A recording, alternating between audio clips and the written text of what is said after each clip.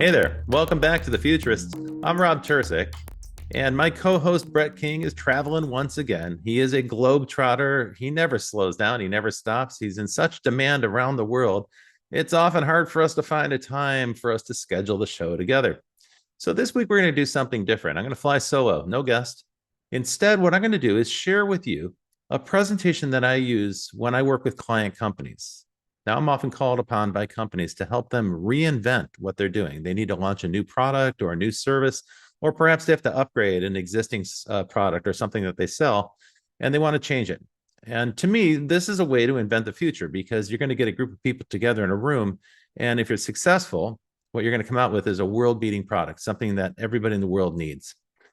Believe it or not, I've actually done that several times in my career. I've designed and launched services that today are used by hundreds of millions of people around the world. So I have something to share on that subject. And all kinds of folks have asked me to share this publicly. So here I'm doing it for you, our fans on the Futurists. I'm going to teach you today about collaborative creativity. Give me just 1 second. I'm going to load up the screen and then I'll go through this with y'all. Okay. This is all about creativity in groups. That sounds easy, but actually it's kind of hard to do, particularly in a corporate setting.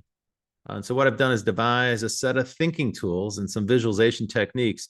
And these are fun ways that you can work with your colleagues to design and develop something new. So let's get started with collaborative creativity. Often this process is called brainstorming. And these days, brainstorming has kind of a bad reputation. Some people say negative things about it. And that's often because the way brainstorming is done in companies, I think, is completely wrong. Very often, you'll have a group of people called together by the department leader, maybe a manager or an executive in the company, and they say, we have to brainstorm something new. Well, right there, you've got a bad dynamic because there's somebody in charge. That person has seniority in a hierarchy in an organization, and that's just an uncool vibe if you're going to be trying to be creative. You want to get everyone on an equal footing. And so, what I try to do when I work with organizations as a facilitator is to create that kind of unhierarchical or non hierarchical gathering where everybody's on an equal footing, everybody feels empowered to talk. And I'm going to share with you some of the techniques that I use to do that. This is much more than a brainstorming session or a planning session because it's actually a chance for you to forge a completely new relationship with your coworkers. It's a way for you to get in sync with your coworkers and discover creative talents that maybe you didn't even know you had, or they didn't know that you had, or you didn't know that they had. So it's more than a planning session. It's even more than a brainstorming session. This is a collaborative creative process. Now, you might be wondering, why is this guy telling me this stuff? That's a fair question. My name is Rob, as you know. You know me as the host of The Futurists with Brett King. But in my career, which has been a very long career, I've worked all over the world. I've worked in Asia and in Europe, in North America, South America, and many other places. And I've worked with some of the biggest media companies on earth, some of the biggest technology companies, and telecommunications companies, and a bunch of other organizations as well. And my job has been to help those organizations figure out how to launch something new, something that never existed before. Now, these are companies with extraordinarily high expectations. I'm talking about movie studios like Sony Pictures, Warner Brothers, NBC Universal, Paramount, Columbia, and so on. Technology companies like Unity and Hewlett Packard, AMD, Google, Microsoft, and gaming companies like Activision. I've also worked with telecommunications companies like Nokia, AT&T, and a number of others all over the world. For a period of time, I was an executive at Sony Pictures. I was the president of a group at Oprah Winfrey's company. And I also worked at MTV, launching MTV around the world.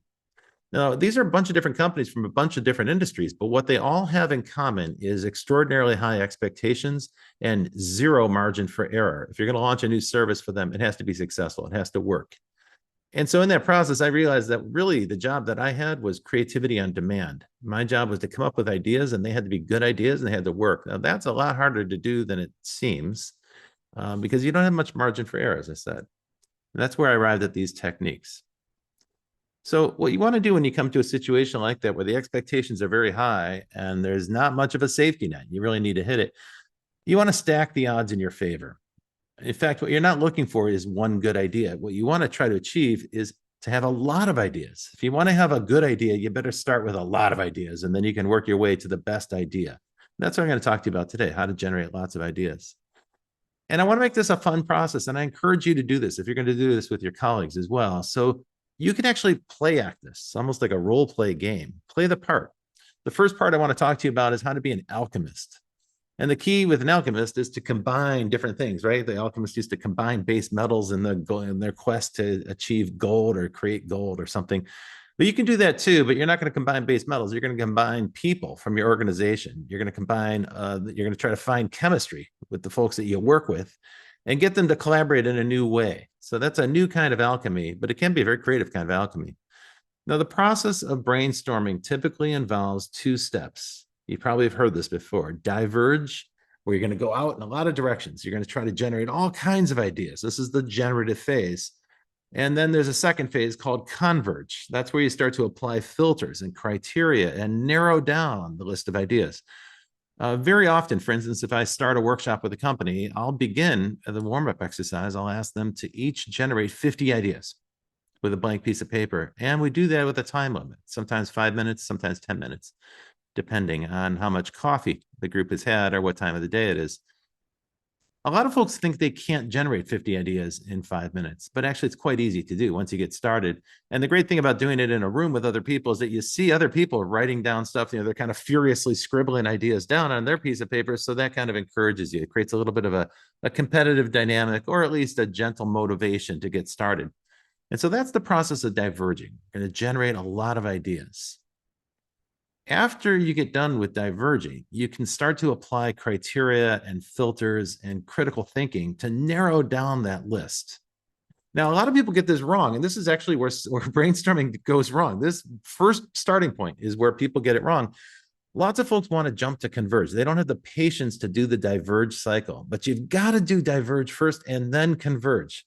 So the people who are impatient, they're real smart, right? They typically are people who get paid a lot of money to think critically, and that's what they're good at. And they're very proud of it.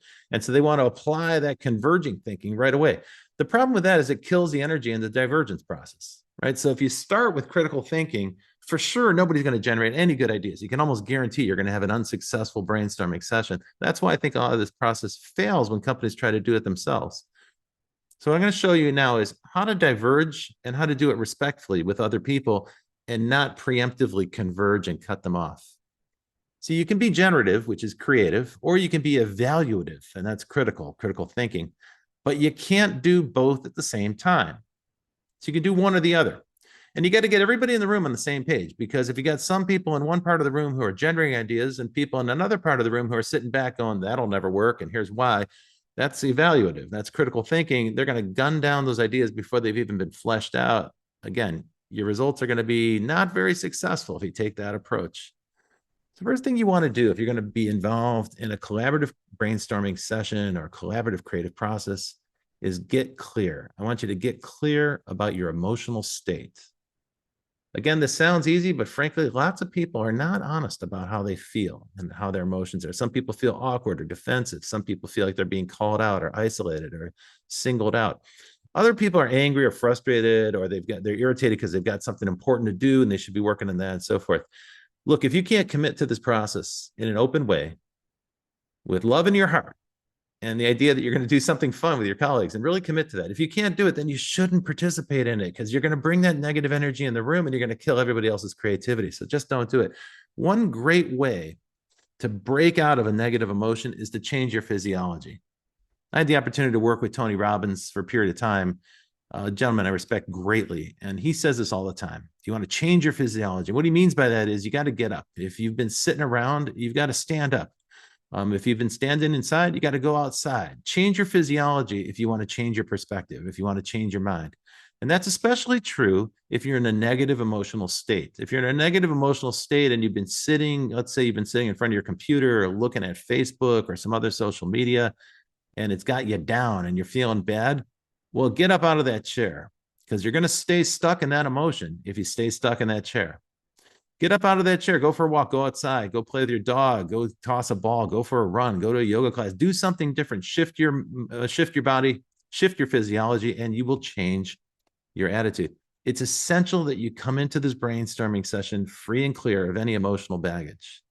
Second thing you need to do is strike a deal with the rest of the people in the room.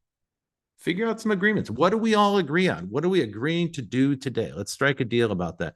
The first thing you can do is a very easy thing to do is agree to turn off your phone. Nothing is worse in a brainstorming session than having a couple people looking at their phones. And really, the thing that kills brainstorming more than anything is a telephone call. And right in the middle of it, oh, sorry, I was right in the middle of an idea. We were right in the middle of collaborating in a great way. And then the phone rings and some people have to peel off and go deal with the phone. Just turn it off. Trust me, you're going to be okay. This is only going to take 90 minutes max, maybe less. You can live without your phone for that period of time. So that's one of the agreements you can strike. But there's others as well. You can agree that you're going to have one conversation at a time. And this is more important the more people that you have in the room.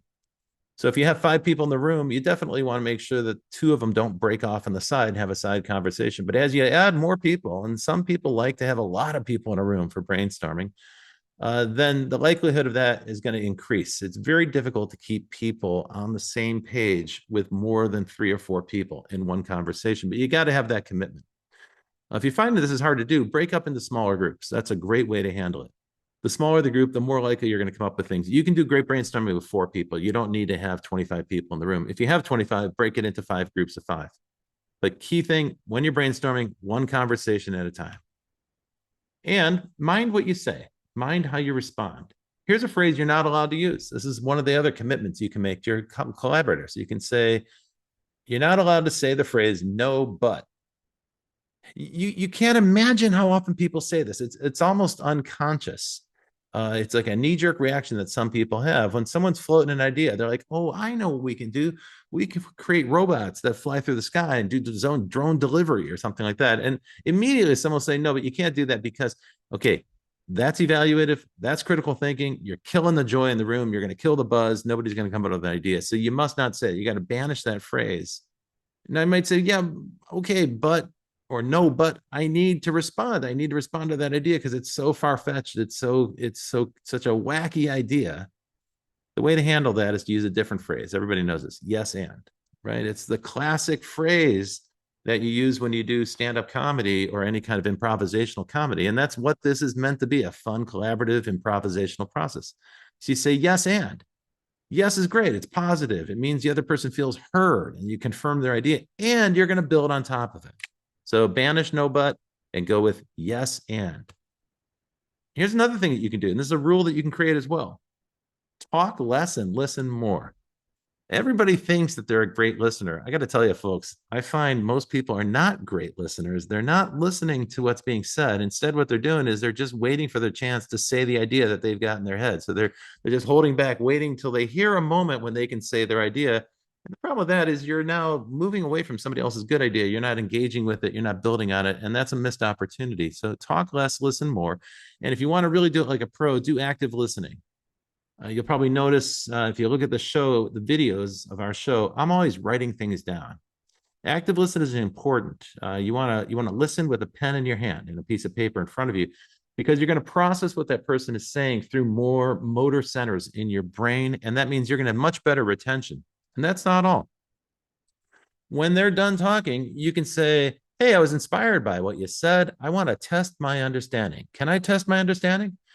No one's going to say no to that. Of course, that's okay, right? If you test your understanding, you're going to say, this is what I heard. And you play back what you just heard that person say. Now, this is the best way to build good energy in a brainstorming session because the person who took the risk, who came up with an idea and shared it with the group, even if it was a half-baked idea or a fledgling idea, that's a risk. And you're confirming that they did something constructive. You're saying, oh, here's what I heard. And maybe you're going to reframe it for them in a way that's even a little bit more articulate than what they were able to do the first time around. So you're building on it. You're helping them develop it. Testing your understanding is a great thing to do. Now, there's a secondary benefit here, which is that some people are not going to be listening as closely as you, some of the other people in the room. So you're going to help them understand what that first person said and get everybody on the same wavelength. These are very good practices for getting people in sync. Don't forget that not everybody loves to talk. Some people prefer to do things verbally or and some people prefer to do things in a non-verbal way. They like to write down and draw and so forth. So typically when I'm running a brainstorming session with a client company, we will do lots of things with Post-it notes, poster boards, paper. Sometimes we do things where we don't even talk. We just silently brainstorm and write things down. That helps people who are not comfortable speaking out loud in front of a group. That could be very easily, it could be half the people in the group. It also tends to eliminate a power dynamic where the people who do have the gift of gab, the people that love to talk a lot, well, they're going to be temporarily silenced. And that kind of creates space for other people to come up with ideas and fill that void. And so actually nonverbal participation is a great way to do it. It's another rule that you can create to do collaboration.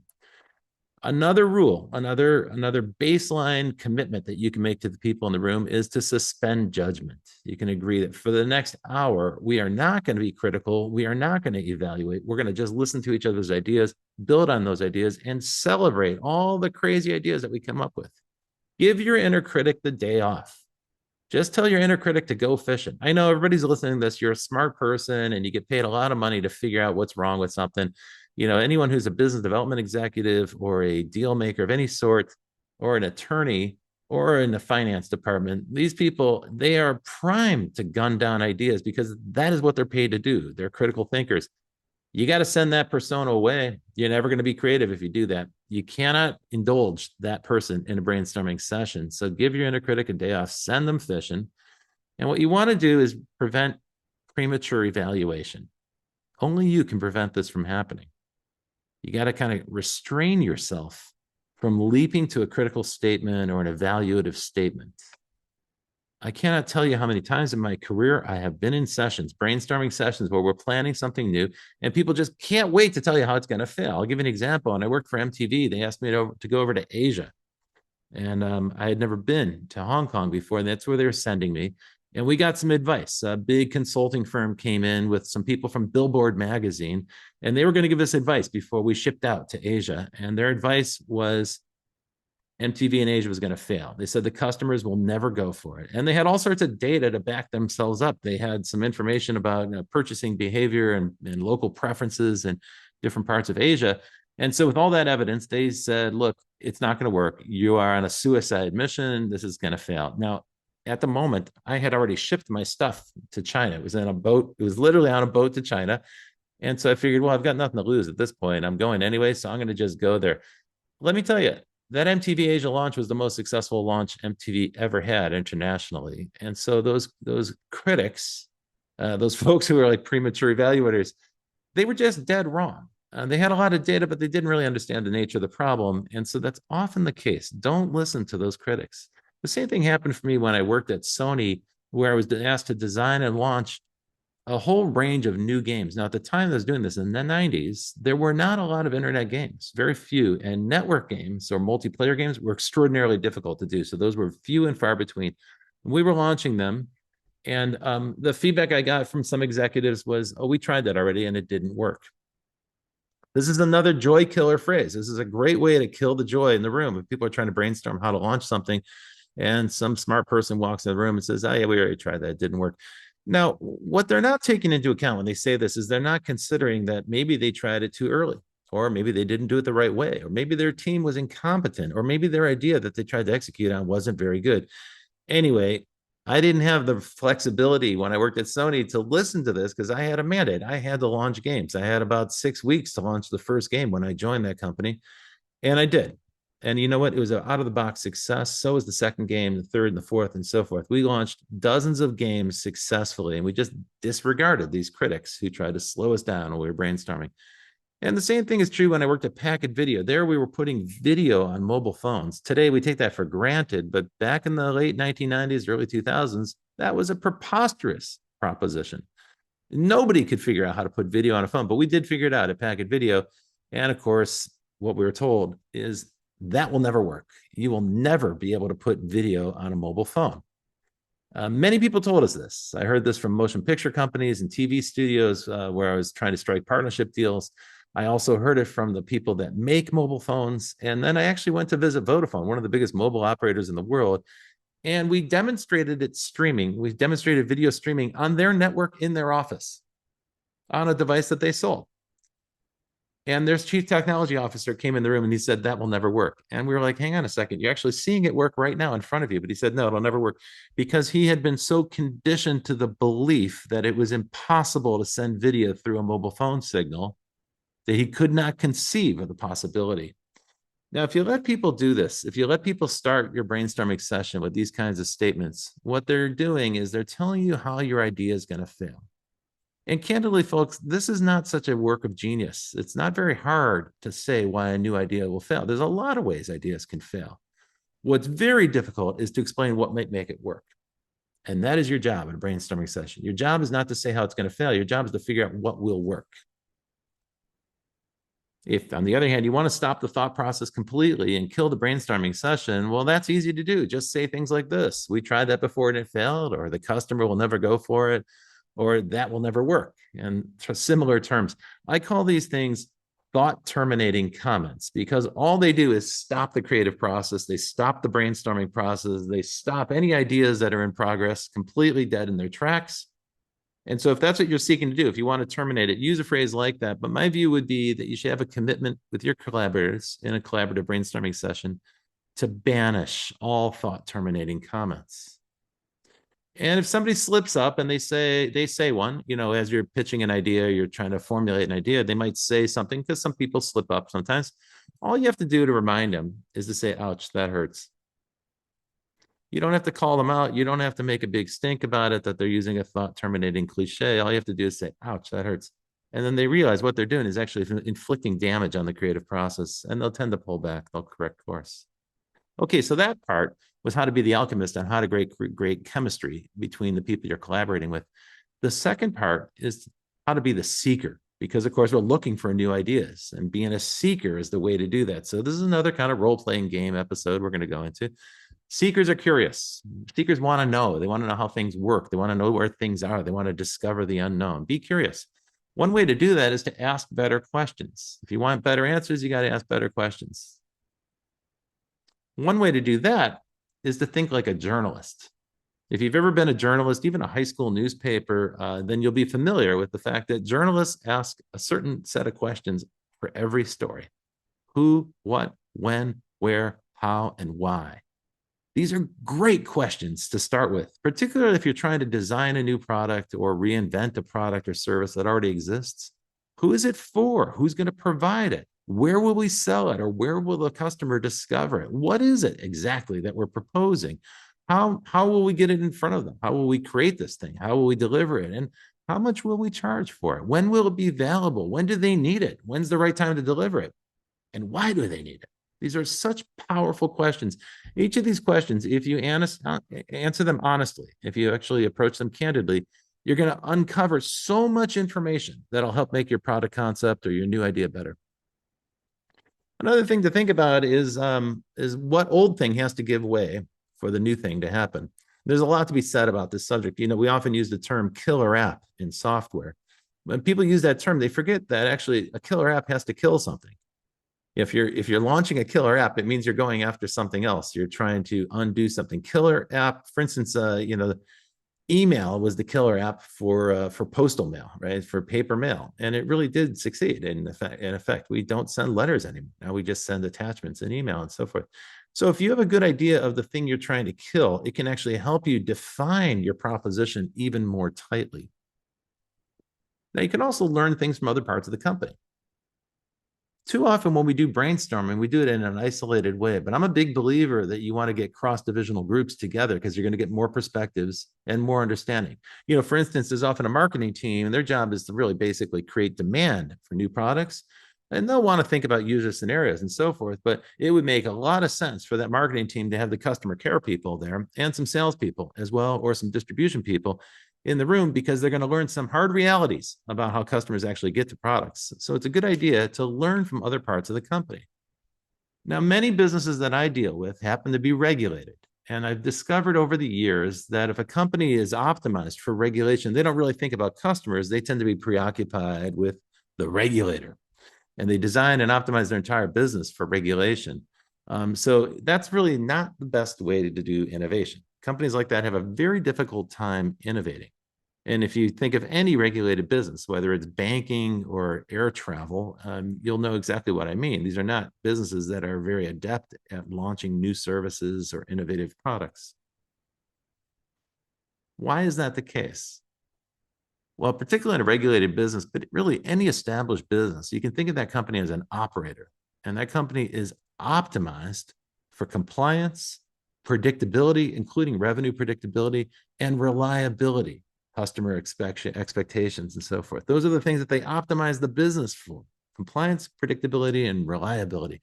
But if you think about the creative process, Those are not the creative values. So creator values or innovator values are almost the exact opposite. So instead of compliance, what an innovator is going to value is differentiation. Instead of predictability, what an innovator wants is surprise, joy, and wonder. And instead of reliability, what an innovator is seeking is novelty, something different. And so you can see that these are running exactly opposite of each other. And so if you're in an organization that you might say is defined by operator values, particularly in a long existing company with a long track record, perhaps a company that's highly regulated, it's going to be very difficult to break away from those operator values. And you want to consciously strive to embrace innovator values. And again, you might talk to your colleagues about this when you're in the brainstorming session so that they're aware that that's what you're seeking to do. Operator values are just death to the creative process. If your company's optimized for regulation or compliance, or even like a, kind of a old school customer expectation, it's going to be very difficult for you to adopt that innovator mindset. But I've got some ideas to help you, so let's proceed. What I always tell people is rethink everything. And that means literally rethink everything from where you source your products to how they're found and what they cost and how they're delivered and how customers use them and so forth. And you can often discover some fun things. You can turn your customers into marketers, or you can turn your customers into colleagues who help you design products if you rethink everything. How to do it? More questions. We're going to ask better questions because in this section, we are the seekers. So here's a very powerful question. What if? One of my favorite questions because it's open, right? It's all about possibility. What if the sky were green? What if we could deliver things by drone? What if we could replace our physical store with a virtual store and so forth? These are some of the questions people have asked in the past. They're working on solutions for them now. The flip side of this is why not? Now, usually when you hear someone say, why not, they're saying it in sort of a flippant way, like, oh yeah, why not? But I actually want you to say this in a sincere way.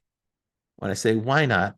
I mean it quite literally. List all the reasons why you can't do that thing. Why is that difficult to do today? That's going to be your roadmap. That's going to be your challenge that you have to resolve, right? So if you can figure out the answers to the question, why not? You can actually identify all the challenges you're going to need to surmount. That's a very constructive process, and it's going quite quickly if you answer that question literally. So what? Here's another question. Often people say this and they're sarcastic. You can say, oh, I had the most wonderful day today. And someone will say, so what? That's a joy killer, right? I don't mean to use the phrase that way. I want you to use it quite literally. So what? So we've developed a brand new way to deliver this service to our customers. So what? Oh, well, it's going to give that customer so much joy and satisfaction because they're going to get it in a more convenient way. So what? Well, if the customer likes it more, they're going to talk about it to their friends. It's going to save us marketing money. We're going to get the customer's endorsement. Word of mouth is the best thing going. So what? Well, we're going to differentiate from other companies that are out there competing with us. I mean, you can start to see what I mean, right? You can actually design a little exercise around this when you have a concept or an idea and you want to kind of make it bulletproof. You can go through this process of asking so what a few times, maybe 3 or 4 times, and you start to uncover some hidden benefits or things that are going to differentiate your product. It actually helps you sell it even better. And finally, what's stopping you? And again, often you hear this question asked in a kind of rhetorical way. Maybe it's a sarcastic way, but not a serious way. But I want you to seriously think about this question. What's stopping you? What's stopping you? And very often in my life, I run into people who say, oh, I want to do this thing, or, I need to adopt a new habit, or I need to make more time to do this. And I'll ask them, what's stopping you? And sometimes they get defensive because they think I'm being snide, but I'm not. I'm actually genuinely curious. I want to understand what are the things that are stopping you. Make a list. Again, you're going to identify the roadblocks and the hurdles and the hazards in the way between you and success. This is incredibly useful information because you can design for it. If you know what you're aiming for and what you need to design around, that's going to inform your product. It's going to make you much more successful. And here's the technique that is going to sound so crazy to people who don't know me, but I actually do this myself and I guarantee it will work. Ask yourself a question before you fall asleep at night. So when you lay in bed, before you turn off the light, before you go to bed, take a second and try to formulate a question. Now, here's the interesting thing. When you go to sleep, your brain doesn't turn off. Your brain continues working. And your brain will be free of all those limiting factors, all those conscious rules that bind us during the hours when we're awake. And that's why we have such vivid fantasies when we dream, because your mind is unbound. And if you frame a question, the mind loves a question. The mind cannot resist a good question. It finds it an irresistible challenge. And so if you ask yourself a question before you fall asleep, what you're really doing is programming your unbound mind, your imaginative mind. Some people might call it the right brain. That's what we used to call it in the past. You're programming that part of your brain to continue working on the puzzle and solve the puzzle. And then here's the trick. When you wake up in the morning, take a moment before you jump out of bed and see if your unconscious mind actually delivered some solutions, because very often that will be the case. Write them down before you forget them. Write them down before you jump out of bed and brush your teeth or take a shower. Jot down those ideas, because that might be the germ of a really great original thought. I do this myself. I do it all the time when I'm trying to work on something new, and I recommend it. It works. Now, there's a thing that you'll notice people tend to do. They want to jump straight to solutions. This is a habit in particular in the technology and telecommunication space, but I think it's kind of widespread these days. I call it solutionism. And so people want to jump straight to the solution. But this is a gigantic mistake. If you start out by jumping to a solution, you're almost certainly solving the wrong problem. So you might come up with a very elegant solution. I'm not going to say you won't, but it's not the solution to the problem you're trying to define. You have to take time to do problem definition. And I want you to think like a scientist. Here I have a picture of Albert Einstein, who's a fabulous thinker and a fabulous articulator of problems. And he could even articulate the proofs that were necessary to prove that his ideas were valid. These are great disciplines. And one thing Einstein was in the habit of doing is starting with problem definition and then going to solution finding. And he would not proceed to solution finding until he had a good problem definition. There's this apocryphal quote attributed to Albert Einstein. That's where apparently the anecdote goes like this. There was a radio journalist in the 1920s who came to Albert Einstein when he was quite famous after his general theory of relativity had been proven in an experiment that he himself had designed. It was the experiment was conducted by other people in other parts of the world, but he wrote the experiment himself, and he said, if this can be demonstrated, that proves the theory. So by the 1920s, he was the most famous scientist in the world. And a radio journalist came to him and said, Dr. Einstein, if you had only 1 hour to solve the most pressing problem that faced the world, if you had 1 hour to save the world, how would you do it? And Einstein paused for a moment. And according to the legend, he looked at the journalist and he said, if I had 1 hour to save the world, I would spend 55 minutes defining the problem and 5 minutes solving it. This is the essence of problem definition. If you spend enough time to carefully define what problem you're solving, the solutions will present themselves. The solutions will be very easy to find. So take your time to do problem definition. And by the way, I should point out that there is no proof that Einstein said this. I've searched all over, and there is actually no evidence that he said this, but it's such a good story, and it fits my narrative so well. I figured I would throw it in there. Be like a scientist and start with problem definition. Now, in the design thinking world, there's a way to do this. Of course, it's another question. The question is, how might we? How might we do this? How might we? This is another excellent question. You'll notice the questions I'm framing here often involve possibilities, right? They're written in this sort of subjunctive tense or conditional tense, because what we're doing is imagining possibilities. And just by framing the question that way, you're triggering an unconscious part of your mind to begin to embrace possibilities. How might we? And there's a little formula here. It's how might we verb plus object plus modifier. There's a phrase. It's usually an adverb or an adverbial construct. But how might we verb, object, and modifier? And that's how you build what we call a problem statement. Here's an example. Very famously in the 1960s and 70s, when Toyota company was trying to become a world-class auto company, they were constantly brainstorming new ways to improve the automotive process. And eventually they figured out just-in-time manufacturing. And in the process, they changed the world's approach to manufacturing. But along the way, they had a couple of misfires. And here's a funny thing that happened. They started to ask workers in the production line at the auto factory, how might we increase productivity? And the reaction they got from the workers was puzzlement. The workers were like, what? Increase productivity? I don't know, man. I'm just here bolting these bolts on this car body. I got to get back to work. So they didn't get very far when they asked a question that way. But then it occurred to them, the researchers realized They could reframe the question. And if you reframe the question in the right way, you're going to get great answers. So instead of asking, how might we increase productivity, and getting no answers at all, they changed the question to, how can we make your job easier? And all of a sudden, they got a torrent of responses because every person on the factory floor had a bunch of opinions about how to make the job easier. So if you reframe the question, you can sometimes unlock great creativity. So what I just taught you about is two things there. First is this idea of how might we? That's how we frame a problem statement.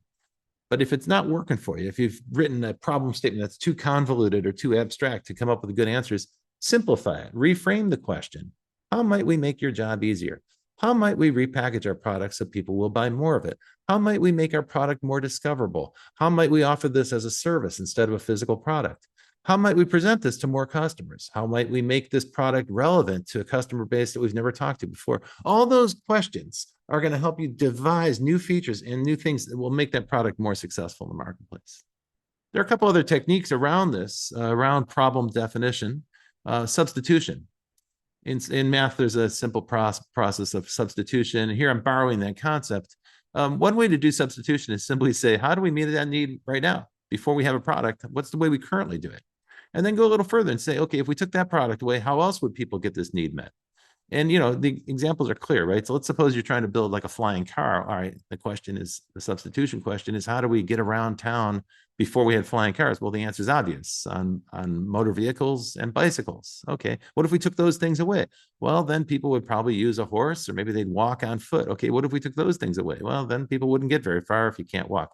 Okay, so we can do that process of substitution. And what that shows you is, first of all, that there were transformative changes that occurred in the past. And each of those changes will help you. They'll inspire you to think about new substitutions for the current way those needs get met. Another technique is called the heuristic idea technique. This is a highfalutin phrase. A heuristic is just a rule. So we don't really need to get too fancy with it here. But for product companies in particular, this is a very useful thing to do. You look at all the products that are in the market. They might be products from your competitors, and you make a list of them. And you can see that if you're looking at the video, you'll see that listed on the left side: product 1, product 2, product 3, product 4. And then you make a set of columns, and you make a list of attributes. And so you might say, convenient packaging is attribute number 1, and you identify which of the products have convenient packaging. Another one might be that it's compatible with a lot of different other products. So that kind of compatibility is another attribute. I mean, every product's going to have different attributes, but what you're trying to do here is learn from the marketplace of ideas that already exist. And what you're breaking down here is attributes by products. And you're trying to create a list of all the attributes that pertain. Now, what you'll find is not every product has all the same attributes as the other products. This is interesting. Here's a place to get curious. If you find a blank spot when you're doing the heuristic idea technique, so you've got a list of products, and now you're trying to write down all the possible attributes that they share, but you might discover there's a couple places where products don't share certain attributes. That's the white space for innovation. That's a really good thing to do. Another thing to do is to solve the opposite problem. If you're stumped and you cannot figure out how to come up with a solution, you've defined a problem, but you can't find the solution for it, flip it around, solve the opposite problem. How might we get people to buy less of our product? Make it more expensive, make it hard to find. You can get the idea here. I'm being facetious, but actually it's quite useful to think in opposites like this if you get stuck. And one other technique that I love, I was working with Barbara Groth, who is a great innovator recently. She reminded me of this. It's a process she calls headlines from the future. You may have heard about this. Here, what you're trying to do is envision your ideal end state. So you say, okay, we're here today and we've identified a problem. We have an opportunity to solve that problem. Tell me what the press release says. Tell me what the newspaper is going to write about this when that product actually hits the shelves. And do the whole newspaper. Give me the date. Tell me which newspaper it's in. Write the headline and write the story out. Literally write out the story about your success. It's an incredibly powerful visualization technique. And you might think I'm being facetious here, right? Because it sounds a little silly if I say write headlines from the future, but I'm not. In fact, in the forecasting and planning industry, there's a technique called backcasting, and it's the exact same thing. It's just a little bit geekier because it's done by analysts instead of creative people. What they do is they identify the current state. They sort of define the current state, and then they forecast several future states, possible states. If these trends hold true, Then in the future, we might arrive at state number 1. If other trends hold true or other trends prevail, we'll arrive at state number 2. So we can kind of plot out into the future this kind of expanding cone of possibilities. And we want to define each of those future states and actually attribute a little bit of probability to each one of those. Okay, so that's forward planning. That's a kind of trend analysis into the future. But now that we've got those future states, you can ask yourself, what would it take to get to future state number 1? Or what would it take to get to future state number 2? I've talked about this as a cone of possibility. Well, there's a range of probable outcomes here. Some of them are more desirable than others. What you want to do is get your group to agree on which is the most preferable outcome. And then say to yourselves, all right, what things must be true for us to achieve that preferable outcome?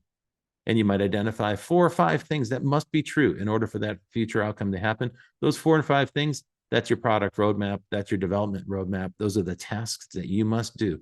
And if you do all 5 of them in the right sequence, you're going to arrive at that future state that you desire.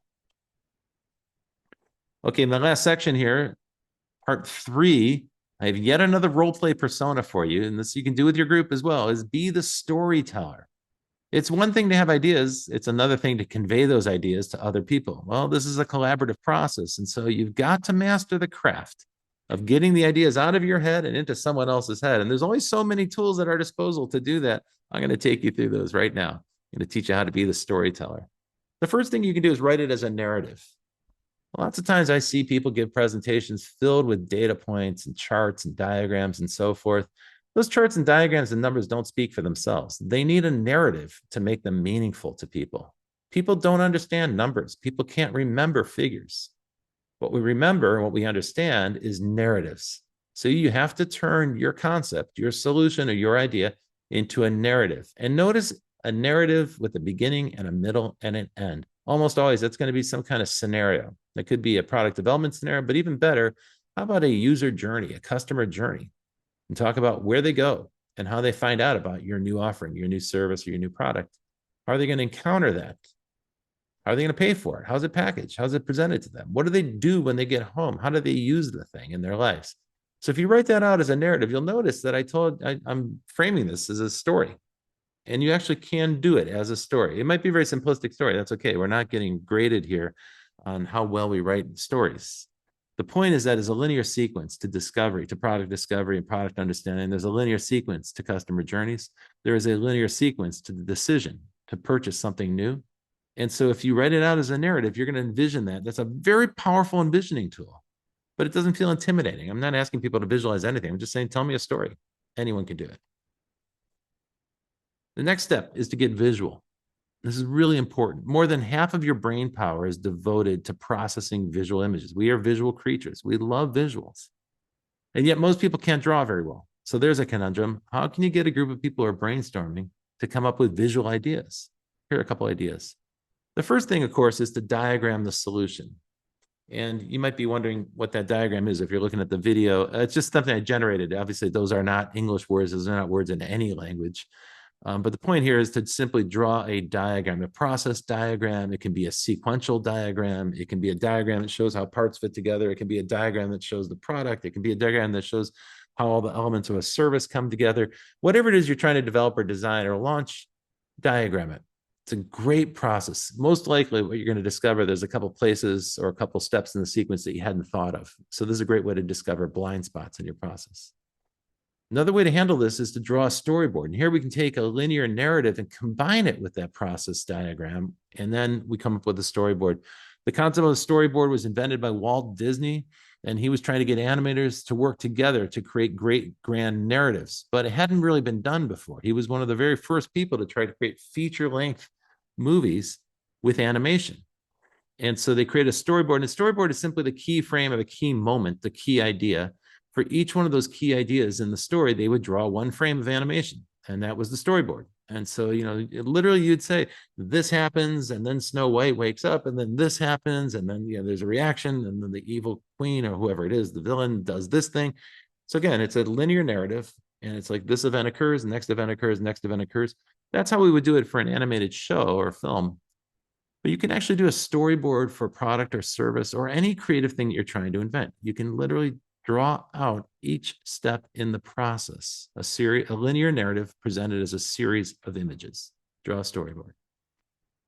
Another thing you can do, and I do this all the time when I'm working with companies that launch products, is we go all the way to designing the store and designing the package on the store shelf.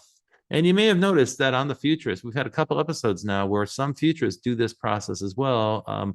One of them actually even designs an entire catalog. He'll make an entire kind of like IKEA style catalog where his product or his new concept is embedded in it. So it feels like it's in the context of the future. You can do this. Design the place where people will make the purchase, and then design your product inside of that and design that shopping experience. Again, this is going to tell you so much about what matters in your product and how to make it noticeable to people who are going to buy it. You can also draw a mind map. If you haven't done a mind map before, there's tons of resources on the internet that'll help you figure this out. But a mind map is useful. And frankly, this is great in the brainstorming process itself, where you can start to reassociate all the attributes around a single concept. So for instance, here we're showing strategies for plant-based diets. And you can see there's different branches to the tree. This is a mind map that looks like a tree. One of them is about social events and finding restaurants. Another one is cooking. Another one is how to stock a pantry and so forth. So those are all different processes or steps in the process of designing a plant-based diet and living that lifestyle. But they're quite different, right? So, going to a restaurant is a very different thing from shopping. And so you want to kind of organize those ideas around each other. And so if you draw a mind map, what you can do is as more and more ideas flow into your mind, as you work more and more on that concept, or as you collaborate with your colleagues, more ideas will get generated and you can find a place for them on this map. And that's a very useful step. It's actually a good preliminary step before you create a narrative. It's also good to draw the competitive landscape. And if you're listening to this and you haven't got the picture in front of you, I've got a picture I generated here with one of those generative AI apps of a scary landscape. And it's great. It's a narrow path through a dark woods, and there's a nice village on the other side. But first, you have to go past all these creepy skull things and these kind of haunted trees and so forth. It reminds me of the woods in The Wizard of Oz. And that's a great way to think about the creative landscape. It's like, wow, here's a very perilous landscape that we have to get through in order to get to the other side. Draw it and create kind of personas, a little bit of personality for the competitive products. It's a great way to think about them and how you position against them. A related idea is called draw the force field. And you don't have to be a good illustrator to do any of these things, by the way. You can do this with stick figures. You can even tear pictures out of magazines or find them on the web and print them out. Now, drawing the force field is an interesting thing. There are forces that will accelerate your progress, and there are forces that will stop your progress. They're going to oppose your progress. And so in this diagram, if you're looking, if you're not looking, if you're listening, you'll see what you would see in the diagram is that on the left side in blue, I have forces that are going to propel our progress forward. And you want to identify what those are. In the technology world, they often call those the accelerating trends or the accelerating technologies. So for instance, these days, you've heard me and Brett talk about this on the show. We would talk about the things that are, for instance, accelerating artificial intelligence. And that is great increases in parallel processing from the microprocessors, the GPUs that are created by a company called NVIDIA. Another thing is the great growth of data, right? These are fueling artificial intelligence and propelling it forward. So right now, one of the reasons you're seeing so much AI is that there are these great forces at work that propel AI forward, that make it move much faster. But for every action, there's an equal and opposite reaction. And that's also true with technology. There are forces opposed, forces that are going to slow you down. And you want to note what those are as well. So for instance, in the AI field, we might say regulatory conditions. Sometimes there are new laws that are being introduced. Customer acceptance might be slow. People might be resistant because they feel AI is a threat. There might be a kind of consumer sentiment that is working against you. Some companies are using copyright and they're seeking to stop the progress in artificial intelligence by leveraging copyright. So those are forces that are opposed. Anyway, the idea of drawing the force field is simply help you get aware and visualize the forces that are going to accelerate your process and the forces that are going to be pushing against your progress. This is a really helpful thing, and it goes with the competitive map in the sense of drawing the landscape in which you're going to be operating. Folks, don't hesitate to break some glass. I'm giving you all these ideas, but they're not rules that are written in stone. These are ideas that you can change. And when you're out there brainstorming, trying to come up with ideas, don't be limited by what's possible or what you believe is possible or what somebody else has told you is possible or something like that. Break some glass. Come up with ideas that no one's thought of before. Feel free to do that. This should be a risk-free zone. And it's okay if you fail. Failure is an important part of the creative process. I'm an artist. I'm a writer. I launch new businesses. I launch new products, and I fail all the time. I fail frequently. Probably half the time I'm going to fail. If you do anything creative in your life, even as a hobby, you're going to know that failure is part of the process. And what Jeff Bezos famously said at Amazon is failure and invention are inseparable twins. You got to embrace failure. Don't hide from it. Pay attention to it. Understand why it occurred. Course correct. Try again. Fail again. Fail more spectacularly. Keep trying. Keep learning from failure. You'll find the path forward. So now it's your turn. What I would recommend you do is, as a takeaway on this, if you're trying to do something new, you're trying to invent something new, start by writing a problem statement. Start out by saying, what problem are we solving? It could be for business. It could also be for a creative project, or it might be something social that you're working on. I've framed all this as if we're selling products, but I know some of the people who are listening are pursuing other things, nonprofit ventures, artistic ventures, creative ventures of various sorts. All of them are there to solve some sort of problem. So define the problem. First, start by broadly considering all the opportunities and threats that affect your field or the industry you're in or the organization that you're in. So figure out the opportunities and threats. And then maybe you can identify a need, something that is not currently being addressed. In a company, that might be a need for a new product or to flesh out a product line or new revenue. So for an artist, it might be something involving a new audience segment, or perhaps you've got new materials that you want to apply and create an artistic statement with. And finally, frame your problem statement as a question in this format. How might we? How might we do this differently? How might we do it better? How might we? All right, well, that's all for me today. I'm Rob Tercek. I am the co-host of The Futurists with Brett King. I'm the author of the book Vaporized. And I will be back with another guest next week who'll be telling us about how they build the future. But now you're equipped to go out and invent and design your own future. And I sure hope you'll take advantage of this. Once again, I'd love to give a big shout out to the people at Provoke Media who make this show possible. They are great. They're my friends and supporters. They have been so encouraging to us. Thank you to Kevin, our engineer, and to Lisbeth, our producer, and everybody at Provoke Media. And of course, I thank you, the fans who make the show possible. I found lately we've been getting great things in social media from people.